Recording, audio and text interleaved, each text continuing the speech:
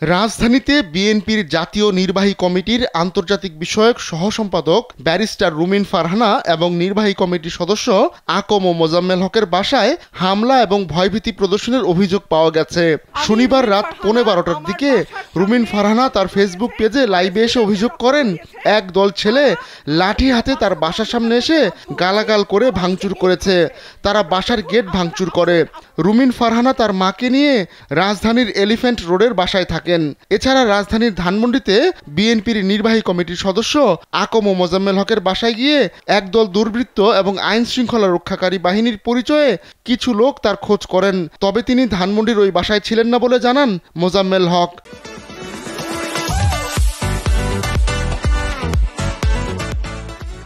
বিএনপির এই নেতা বলেন, তিনি নিজে ওই বাসায় না থাকলেও প্রায়ই কিছু লোক এসে তার বাসার কেয়ারটেকারকে গালাগাল করে।